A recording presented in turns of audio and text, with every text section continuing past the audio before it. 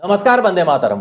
दोस्तों, स्वागत है आप सबका सैनिक पाठशाला में। आज के वीडियो में बड़ी खबर है दोस्तों, बड़ी खुशखबरी है।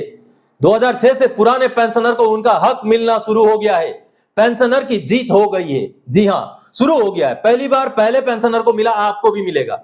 जी हां दोस्तों, बाकायदा आपको लेटर दिखा के समझाऊंगा कि क्या है मसला, किस विषय की मैं बात कर रहा हूं, किस खुशखबरी की मैं बात कर रहा हूं। दोस्तों, सैनिक पाठशाला से दी गई जानकारी, पेंशनर की जागरूकता और रिकॉर्ड ऑफिस का पॉजिटिव एक्शन पेंशनर को उनका हक दिला रहा है। आगे आपको समझाऊंगा। और साथ ही साथ क्लास पे आपको 300 रुपए 200 रुपए जो पीपीओ में दिख रहा है, क्या आपका पेंशन में वो मिल रहा है, इसके बारे में भी आपको जानकारी दूंगा। और भी बेहद महत्वपूर्ण जानकारियां आज के इस वीडियो में, जैसे आप बोर्ड पर देख पा रहे हैं, तो सभी जानकारियां आपको बाकायदा लेटर्स के आधार पर समझाऊंगा दोस्तों। तो आगे बढ़ेंगे इस वीडियो में। आगे बढ़ने से पहले दोस्तों, मेरा हमेशा की तरह आप सबसे आग्रह है, अगर सैनिक पाठशाला चैनल का वीडियो आप पहली बार देख रहे हैं या अभी तक चैनल को सब्सक्राइब नहीं किया है, तो चैनल के साथ जुड़े रहने के लिए, इसका हिस्सा बने रहने के लिए और आपसे जुड़ी हुई भरोसेमंद और फायदेमंद जानकारियों को पाते रहने के लिए चैनल को सब्सक्राइब जरूर कीजिएगा। चलिए आगे बढ़ते हैं। सबसे पहली जानकारी दोस्तों, आपको क्लास पे 675 लागू है या 450? क्या आपको हर महीने पेंशन में 300 रुपए या 200 रुपए क्लास पे मिल रहा है? कई सारे पेंशनर्स को यह डाउट है कि उनका पीपीओ में जो क्लास पे दिखाया गया है 200 रुपए या 300 रुपए, वो उनको मिल रहा है पेंशन में। अब ये जो सामने आप पीपीओ का कॉपी देख पा रहे हैं, जहां पर नोशनल पे डिटेल्स एज ऑन 1 जनवरी 2016 वाला जो ऑप्शन है, इसमें क्लास पे दिखाया गया है 200 रुपए या किसी का 300 रुपए भी होता है। तो यहां पर तो आपको एमएसपी भी दिखाया गया है 5200 रुपए, और साथ ही साथ आपका बैंड पे है, आपका टोटल रिकॉनेबल एमोलमेंट्स भी वहां पर है। तो क्या ये जो क्लास पे दिखाया गया है ये आपको मिल रहा है? दोस्तों, आप सबको एक बात क्लैरिफाई कर दूं, ये जो नोशनल पे डिटेल्स एज ऑन 2016 है, ये आपका 7वें पे कमीशन में, अगर उस समय में आप सर्विस में होते तो आपका रिवीजन, पेमेंट का रिवीजन कितना होता वो दिखाया गया है। बस नोशनल शब्द का अर्थ ही होता है काल्पनिक, यानी कि वो आपका काल्पनिक पे डिटेल्स है। 7वें पे कमीशन रिवीजन के बाद वो जो क्लास पे वहां दिखाया गया, आपको हर महीने पेंशन में नहीं मिल रहा है। आपको बता दूं, क्लास पे जिस समय में आप पेंशन आए, उस समय में जितना भी आपका क्लास पे था, एक बार आपका पेंशन कैलकुलेशन में जुड़ गया तो उसका आगे कोई भी रिलेशन नहीं है, कोई भी आपका पेंशन के साथ लिंक नहीं है। आज चाहे आपका क्लास पे आपके बराबर वाले का चाहे 1500 ही क्यों ना हो जाए, आपको उसके हिसाब से नहीं मिलेगा। एक बार आपका पेंशन में जुड़ गया, उतना ही है क्लास पे का। लेकिन क्या आपको आज के डेट में 675 लागू है, 450 लागू है?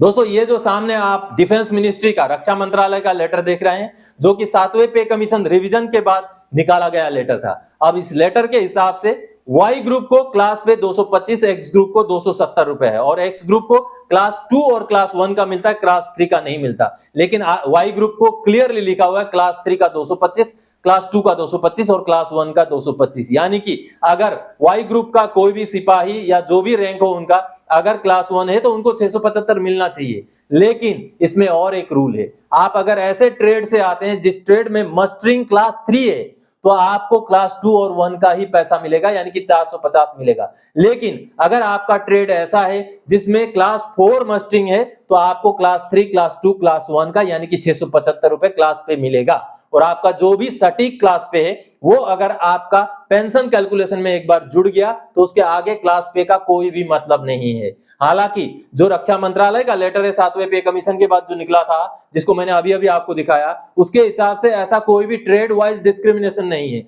वहां पर क्लास 3 के लिए 225, 2 के लिए 225 और 1 के लिए 225 है। इस हिसाब से सबको 675 मिलना चाहिए। लेकिन फिर भी ट्रेड वाइज मस्टरिंग वाला इशू है, जिस वजह से पेंशनर को किसी किसी को 450 के हिसाब से फायदा मिला है, किसी किसी को 675 के हिसाब से मिला है। अब यहां पर और एक बात क्लैरिफाई कर दूं दोस्तों, क्लासिफिकेशन पे एक अलाउंस माना जाता है, इसलिए 7वें पे कमीशन में इसको 1 जुलाई 2017 के बाद ही बढ़ाया गया है। यानी कि आप जनवरी 2016 से लेकर के जून 2017 के बीच के रिटायरी हैं, तो आपको 6ठे पे कमीशन में जो क्लास पे का रेट है, उस हिसाब से ही पेंशन में बढ़ोतरी मिलेगी।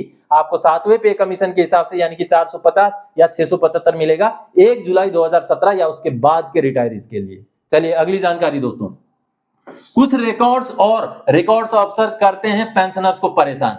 एमएससीपी लागू होते हुए भी नहीं देते हैं एमएससीपी। जी हां दोस्तों, ऐसे कई सारे वाकये मेरे पास हैं, और आज जो मैं बात करने जा रहा हूं वो भी पेंशनर को कहीं ना कहीं परेशान करने वाली बात है। दोस्तों, सबसे पहले तो मैं एक पीपीओ दिखाना चाहता हूं। ये सामने जो पीपीओ देख रहे हैं, ये पीपीओ है देवव्रत रॉय जी का। जिसमें आप देख पा रहे हैं वो 30 अक्टूबर 1990 के भर्ती हैं। अब ये उनका पीपीओ आपने देख के जाना कि वो 1990 के 30 अक्टूबर के भर्ती हैं। अब इन्होंने जब ये 2006 के बाद के रिटायरी हैं, तो इन्होंने जब एमएससीपी के लिए क्लेम किया तो इनको रिप्लाई क्या दिया गया, ये सामने आप लेटर देख पा रहे हैं। अब इस लेटर में जो रिप्लाई पेंशनर को दिया गया है, देखिए पैराग्राफ नंबर 2 में क्या कहा गया है उनको, your request has been examined in detail and found that you were unwilling to accept regular promotion of Naik while serving with, आगे उनका यूनिट का नाम है और आगे लिखा गया है कि dated 8 November 2006, therefore you are not eligible for MSCP as per existing policy of MSCPS in vogue। यानी कि MSCPS का जो पॉलिसी है उसके हिसाब से आप अनविलिंग होने की वजह से आपको MSCPS नहीं दिया जा सकता। और साथ ही साथ इस लेटर के साथ ही साथ उनका अनविलिंगनेस सर्टिफिकेट का कॉपी भी भेजा गया है। नीचे अनविलिंगनेस सर्टिफिकेट का कॉपी आप देख पा रहे हैं। अब इस सर्टिफिकेट में जैसे आप देख रहे हैं ये अनविलिंगनेस उन्होंने दिया है, लेकिन जो अनविलिंगनेस का जो सिग्नेचर का डेट है 6 नवंबर 2006 को पेंशनर ने साइन किया है और 8 नवंबर 2006 को उनके कमांडेंट ने साइन किया है और इस अनविलिंगनेस सर्टिफिकेट को रिकॉर्ड ऑफिस को भेजा गया है। अब दोस्तों ये तो रही उनकी अनविलिंगनेस की कहानी। अब यहां पर मैं आपको रूलिंग समझाना चाहता हूं कि अनविलिंगनेस का रूलिंग क्या बोलता है एमएससीपी का। तो ये जो सामने आप रूलिंग देख पा रहे हैं ये अनविलिंगनेस का रूलिंग है, जो आर्मी हेडक्वार्टर एजिस ब्रांच का लेटर है। उसमें आप effect of refusal of promotion आप देख पा रहे हैं, उसमें क्या लिखा हुआ है, क्लियरली लिखा हुआ है, if an individual refuses promotion MSCP will be denied if an individual denies promotion after MSCP. Earlier MSCP will not be withdrawn. However, he will not be eligible for further MSCP. If he again accepts promotion, MSCP will be deferred by period of debarment due to unwillingness for promotion. यानी कि दोस्तों इसका मतलब ये होता है कि अगर आपको जिस दिन एमएससीपी लागू है उस दिन आप अनविलिंग नहीं है तो आपको एमएससीपीएस दिया जाएगा, और आगे आप अनविलिंग होते हैं तो अनविलिंग के आगे जितने आपके एमएससीपी है वो रोके जाएंगे। उसमें भी एक कंडीशन है, बीच में आप फिर से विलिंग हो जाते हैं तो जितना पीरियड आप अनविलिंग थे उन पीरियड को माइनस करके अगला एमएससीपी भी दिया जा सकता है। ये रूलिंग क्लियर बोलता है, लेकिन बावजूद इसके पेंशनर को यह जवाब दिया गया कि आप अनविलिंग होने की वजह से आपको एमएससीपीएस लागू नहीं है, जबकि उसको आपने पीपीओ देखा वो 30 अक्टूबर 1990 के रिटायरी है, यानी कि 29 अक्टूबर 2006 को उनका 16 साल पूरा हो गया था। हवलदार एमएससीपी के लिए वो एलिजिबल हो गए थे और आगे उन्होंने 6 नवंबर 2006 को उन्होंने अनविलिंगनेस में साइन किया। इस हिसाब से उनका अनविलिंगनेस उनका एमएससीपी का डेट के बाद का डेट है, तो उनको एमएससीपीएस बिल्कुल मिलना चाहिए, लेकिन रिकॉर्ड ऑफिस ने मना कर दिया। अब आपको ऐसे नहीं, और भी कई सारे ऐसे केसेस हैं जिसमें रिकॉर्ड ऑफिस मना कर देता है पेंशनर को। कई सारे पेंशनर्स को तो ये कह करके उनको एमएससीपीएस मना कर दिया जाता है कि एमएससीपीएस 1 जनवरी 2006 से लागू नहीं है, एमएससीपीएस 1 सितंबर 2008 से लागू है, ये जवाब दिया जाता है। जबकि जो डिफेंस मिनिस्ट्री का लेटर है वो क्लियर बोलता है कि एमएससीपीएस 1 जनवरी 2006 से ही लागू है। ये सामने लेटर आप देख पा रहे हैं, government of India ministry of defence का 25 जुलाई 2018 का लेटर है। 25 जुलाई 2018 का ये लेटर क्लियर बोलता है कि एमएससीपीएस के केस में डेट को बदला गया है, पहले 1 सितंबर 2008 से था, और रीड में जो आप देख पा रहे हैं फॉर और रीड में ये बोला गया है कि अब ये एमएससीपीएस आर्मी नेवी एयरफोर्स के लिए 1 जनवरी 2006 से लागू किया जाएगा। यानी कि एमएससीपीएस का रूलिंग, भारत सरकार का लेटर क्लियर बोलता है कि 1 जनवरी 2006 के डेट में ही लागू है।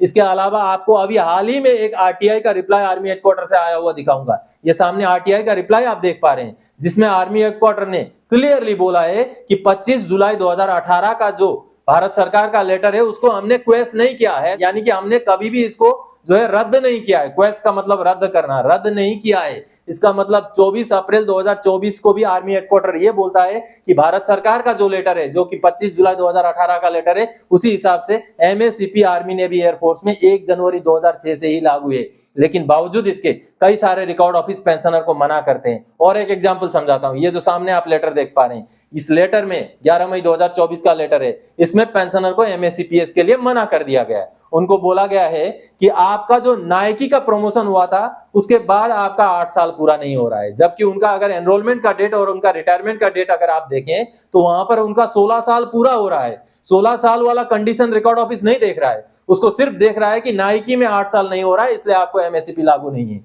जबकि उनका कुल सर्विस 16 साल हो चुका था। एमएससीपी दो कंडीशन में लागू है दोस्तों, एक या तो 16 साल सर्विस पूरा हो जाए हवलदारी का एमएससीपी मिलेगा, या तो नाइकी में अगर 8 साल हो जाए तब भी हवलदारी का एमएससीपी मिलेगा। तो यहां पर भी पेंशनर को गलत जवाब दिया गया है। उनका नाइकी में बेशक 8 साल पूरा नहीं हुआ, लेकिन उनका कुल सर्विस 16 साल हो गया था, जिस वजह से उनको एमएससीपी लागू है। तो इस तरीके से कई सारे रिकॉर्ड ऑफिस पेंशनर को मना करते हैं। हालांकि मैं बता दूं, रिकॉर्ड ऑफिस हमेशा पेंशनर के फेवर में ही काम करते हैं। मैं खुद भी रिकॉर्ड ऑफिस में रहा हूं। पीसीडीए, सीजीडीए, पीएओआर, ये ऐसे संस्थाएं हैं जो पेंशनर का पैसा कहां से काटा जाए उस तरफ ध्यान होता है उनका। लेकिन रिकॉर्ड ऑफिस एकमात्र ऐसा संस्था है जो पेंशनर को कहां से फायदा दिया जाए उसके ऊपर ज्यादा जोर देता है। लेकिन बावजूद इसके कई सारे ऐसे रिकॉर्ड ऑफिस और कुछ मुट्ठी भर ऐसे रिकॉर्ड ऑफिसर्स भी होते हैं जो नियमों को ज्यादा ध्यान नहीं देते और बिल्कुल हवा में साइन करके लेटर्स भेज देते हैं, जो कि कहीं ना कहीं ध्यान देने वाली बात है। और पेंशनर्स को इस तरीके के जवाब नहीं दिए जाने चाहिए और पेंशनर्स को सही सही जवाब दे करके उनका एमएसीपीएस दिलाने की जरूरत है। चलिए अगली जानकारी दोस्तों, बड़ी खबर, बड़ी खुशखबरी, प्री 2006 के पेंशनर्स के लिए एक बड़ी जीत हुई है। जी हाँ दोस्तों, प्री 2006 के पेंशनर्स को एसीपी लागू है। ये जानकारी सबसे पहले मैंने आपको दी थी आज से लगभग 6-8 महीने पहले। उसके बाद कई सारे पेंशनर्स ने इसके ऊपर कार्रवाई किया, कई सारे पेंशनर्स का पार्ट ऑर्डर भी हुआ। रिकॉर्ड ऑफिस ने ये उनको इंफॉर्मेशन भेजा कि आपका पार्ट ऑर्डर ज्यादा पुराने होने की वजह से टाइम बार्ड सैंक्शन के लिए हमने भेजा है। लेकिन अब एक पेंशनर को एसीपी एडजस्ट हो के उनको एरियर भी मिल गया है, और एरियर मिला है दोस्तों 5,946 रुपए का। ये जो एरियर उनको मिला है, ये देखिए पेंशनर ने मुझे जानकारी दी है कि ये एरियर उनको एसीपी का सर्विस के दौरान का एरियर मिल गया है। अभी उनका पीपीओ जनरेट होने का प्रोसेस होगा, पीपीओ जनरेट होगा।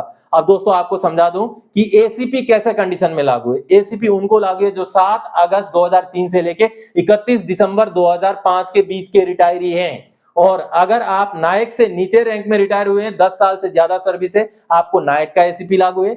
आप हवलदार से नीचे के रैंक में रिटायर हुए हैं, 20 साल से ऊपर सर्विस है, आपको हवलदार का एसीपी लागू है। उसमें जो क्राइटेरिया अगर आप मीट करते हैं तो आपको भी, अगर आप 7 अगस्त 2003 से 31 दिसंबर 2005 के बीच के रिटायर हैं, तो आपको भी क्लेम जरूर करना चाहिए कि मुझे भी एसीपी का फायदा मिले, मुझे भी एसीपी का फायदा दिया जाए। ये जो सामने आप डिफेंस मिनिस्ट्री का लेटर देख पा रहे हैं, यही वो लेटर है जो कि 7 अगस्त 2003 का ही लेटर है, और इसी दिन से उसको लागू किया गया था, जिस लेटर के आधार पर एसीपी को लागू किया गया है। अगर आप भी हकदार हैं तो आप भी इस लेटर के रेफरेंस में एसीपी लेने के लिए जरूर कार्रवाई करें दोस्तों। अब पेंशनर ने जो मुझे मैसेज भेजा है उसमें थोड़ा सा वीडियो क्लिप भी है, ऑडियो क्लिप भी है, उसको सुन लीजिए। यहाँ पर देखिए दोस्तों, मेरा जो पेंशनर के साथ बात हुआ था, उन्होंने मुझे रिप्लाई किया था। ये 30 मई की बात है, उससे पहले भी उनसे बातचीत हुई थी। उन्होंने लिखा, सर आपने जिस तरह मुझे सीपी ग्राम में कंप्लेन करने के लिए कहा था एसीपी हवलदार के संबंध में, मैंने उसी तरह कंप्लेन किया तो मुझे यह जवाब आया। क्या आप मुझे इस लेटर के बारे में समझा सकते हैं? और उनको जो जवाब आया था ये आया था, ये देखिए, record of brigade of guards की तरफ से payment of outstanding dues any person, यानी कि ये उनका एसीपी का मुद्दा था। जो 2006 से पुराने पेंशनर ये थे, 2006 से पहले रिटायर हुए थे, उनका जो है it is intimated that this office wide RO2 number so and so published ACP Havaldar with effect from 2 September 2003 and submitted the same to PAOR the guards for verification. As soon as the outcome received, we will intimate to you. यानी कि उनका ACP का part order हो करके PAOR चला गया, और PAOR से अभी जो जानकारी पेंशनर ने मुझे दी है, अब मैंने उनको समझाया भी था। इसमें इस लेटर में क्या लिखा था ये आप सुनिए। सर इसका मतलब ये होता है कि आपका एसीपी का पार्ट ऑर्डर करके पीओआर भेज दिया गया। अब जैसे पीओआर से आगे का प्रोसेस होगा आपको जानकारी दी जाएगी, ऐसा इस लेटर में लिखा गया है।